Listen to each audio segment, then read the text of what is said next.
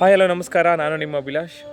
ತುಂಬ ಜನ ಕೇಳ್ತಾ ಇದ್ದೀರಾ ಸರ್, ಈಗ ನಮ್ಮ ಪೊಲೀಸ್ ಸಿವಿಲ್ ಕಾನ್ಸ್ಟೇಬಲ್ ಹುದ್ದೆಗೆ ಕೇವಲ 9 ದಿನಗಳು ಮಾತ್ರ ಬಾಕಿ ಇದೆ ಸರ್, ಮತ್ತೆ ಇನ್ಯಾವ ಟಾಪಿಕ್ ಕವರ್ ಮಾಡಬೇಕು ಅಂತ. ಇದು ತುಂಬ ಜನರು ಕ್ವಶನ್ಸ್ ಆಗಿದೆ. ಏನಕ್ಕೆ ಅಂತಂದರೆ ಮತ್ತು ಇನ್ನೂ ಕೆಲವ್ರದ್ದು ಏನು ಕ್ವಶನ್ಸ್ ಅಪ್ಪ ಅಂತಂದರೆ, ಸರ್ ನಾನು ಮೈಸೂರು ಡಿಸ್ಟಿಕ್ಕಿಗೆ ಹಾಕಬೇಕಾಗಿತ್ತು, ಬೆಂಗಳೂರಿಗೆ ಹಾಕಿದ್ದೀನಿ. ಯಾಕೆಂದರೆ ಬೆಂಗಳೂರಲ್ಲಿ ತುಂಬ ಜನ, ಲಕ್ಷಾಂತರ ಜನ ಅಪ್ಲಿಕೇಶನ್ ಹಾಕಿದ್ದಾರೆ. ಸೊ ನಾನು ತಪ್ಪು ಮಾಡಿದ್ನಾ ಸರ್ ಅಂತ ತುಂಬ ಜನ ಈ ಥರ ಕ್ವಶನ್ ಕೇಳ್ತಿದ್ದಾರೆ. ಯಾವುದೇ ಕಾರಣಕ್ಕೂ ತಪ್ಪೇನು ಮಾಡೋಕ್ಕೆ ಹೋಗಿಲ್ಲ ತಾವು. ಅದ್ರ ಬಗ್ಗೆ ಕೆಲವೊಂದು ಮಾಹಿತಿ ಹೇಳ್ತೀನಿ ನೋಡಿ. ಕೇವಲ 9 ದಿನಗಳಿದೆ ಇವತ್ತಿಗೆ ಎಕ್ಸಾಮ್ ಅಲ್ವಾ. ಸೊ ಯಾವುದೇ ಕಾರಣಕ್ಕೂ ಹೊಸ ಬುಕ್ಸ್ ಓದೋಕ್ಕೆ ಹೋಗಬೇಡಿ. ನಾನು ಮೊದಲಿಂದಲೂ ಕೂಡ ನಿಮಗೆ ಇದನ್ನೇ ನಾನು ಹೇಳ್ಕೊಂಬರ್ತಾ ಇದ್ದೀನಿ. ಸೆಕೆಂಡ್ ಇನ್ನೊಂದೇನೆಂದರೆ, ಜಸ್ಟ್ ರಿವಿಷನ್ ಮಾಡಿ. ನೀವು ಮುಂಚೆ ಏನು ಓದಿದ್ದೀರಿ ಅದು ರಿವಿಷನ್ ಮಾಡಿ.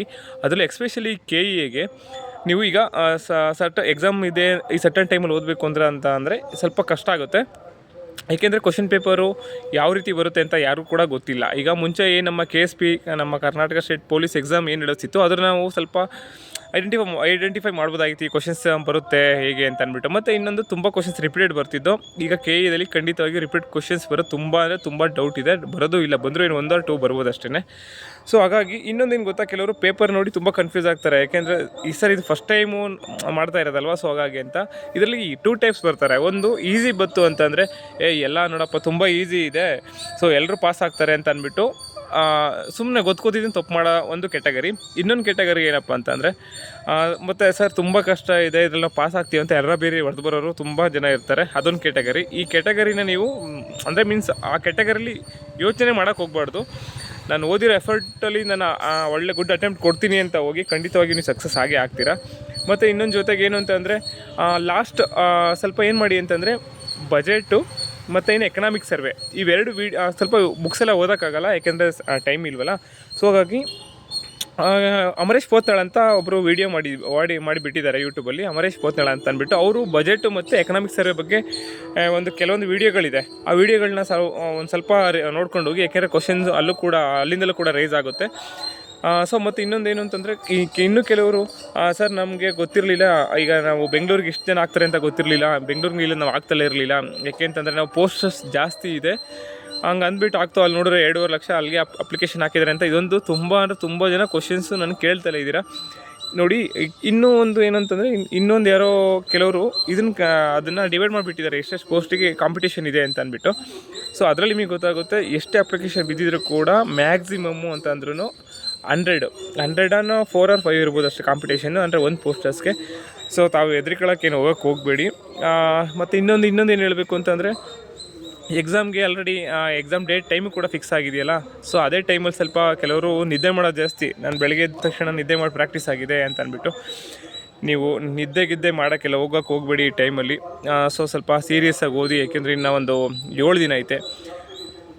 Mental ability, current events quick revision, ಮತ್ತು ನಿಮ್ಮದು ಏನು ಸಬ್ಜೆಕ್ಟು ಈ ಹಿಂದೆ ಏನು ಓದಿದ್ದೀರೋ ಅದನ್ನೇ ಸ್ವಲ್ಪ ರಿವಿಷನ್ ಮಾಡ್ಕೊಳ್ಳಿ.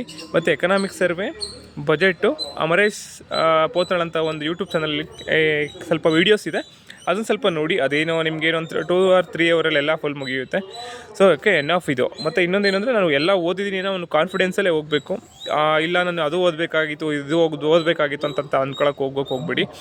ಮತ್ತು ಇನ್ನೊಂದು ವಿಚಾರ ಏನಪ್ಪ ಅಂತಂದರೆ, ಇಲ್ಲ ನಂದು ಸಿವಿಲ್ ಏನು ಆಗಲ್ಲ ಬಿಡು, ಇನ್ನು CR DR ಇದೆ, ಮತ್ತು ಇನ್ನು KSRP ಇದೆ, ಅದು ಟ್ರೈ ಮಾಡೋಣ ಅಂತ ಅಂದ್ಬಿಟ್ಟು ಇವಾಗಲೇ ನೀವು ನಿಮ್ಮ ಸೋಲನ್ನು ಒಪ್ಕೊಳ್ಳೋಕೆ ಹೋಗ್ಬೇಡಿ ಯಾವುದೇ ಕಾರಣಕ್ಕೂ.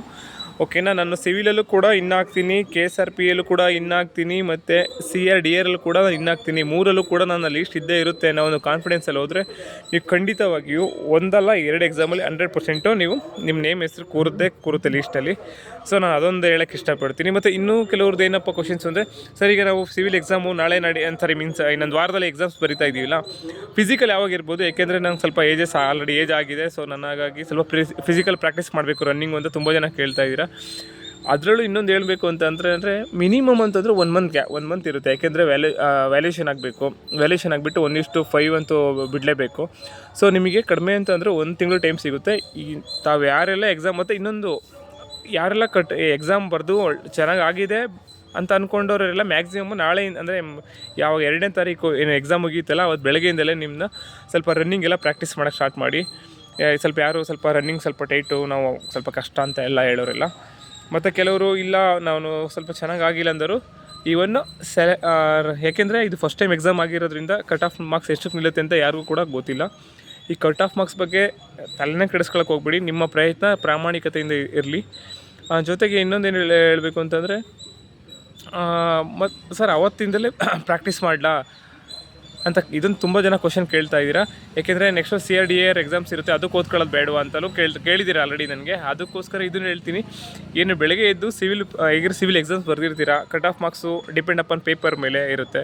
ಇನ್ನು ಅದನ್ನು ಕೇಳ್ತಿದ್ದಾರೆ, ಸರ್ ಕಟ್ ಆಫ್ ಮಾರ್ಕ್ಸ್ ಎಷ್ಟು ನಿಲ್ಬೋದು ಅಂತ. ಖಂಡಿತವಾಗಿಯೂ ಕಟ್ ಆಫ್ ಮಾರ್ಕ್ಸ್ ಬಗ್ಗೆ ವಿತೌಟ್ ಪೇಪರ್ ನೋಡಿದ್ರೆ ಯಾರು ಕೂಡ ಮಾಹಿತಿ ಹೇಳೋಕ್ಕಾಗಲ್ಲ. ಮತ್ತು ಇನ್ನೊಂದು ಎಷ್ಟೇನೋ ನಿಮ್ಮ ನಂಬಿಕೆ ಅಷ್ಟಾಗುತ್ತೆ ಇಷ್ಟಾಗುತ್ತೆ ಅಂತ ಹೇಳ್ಬೋದು, ಅದು ಕೂಡ ಯಾರಿಂದಲೂ ಸಾಧ್ಯ ಇಲ್ಲ. ಸೊ ನಿಮ್ಮ ಪ್ರಾಮಾಣಿಕ ಪ್ರಯತ್ನ ನಡೀಲಿ. ಎಲ್ಲರಿಗೂ ಶುಭವಾಗಲಿ.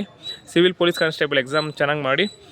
ನಿಮಗೆ ಮತ್ತೊಂದು ವಿಡಿಯೋದಲ್ಲಿ ನಿಮಗೆ ಇನ್ನೂ ಹೆಚ್ಚಿನ ಏನು ಮಾಹಿತಿ ಕೇಳ್ತೀರಿ ಅದ್ರ ಬಗ್ಗೆ ಸಂಬಂಧಪಟ್ಟಂಗೆ ಹೆಚ್ಚಿನ ಮಾಹಿತಿ ನೀಡ್ತೀನಿ. ಎಲ್ರಿಗೂ ಒಳ್ಳೆಯದಾಗಲಿ. Thank you.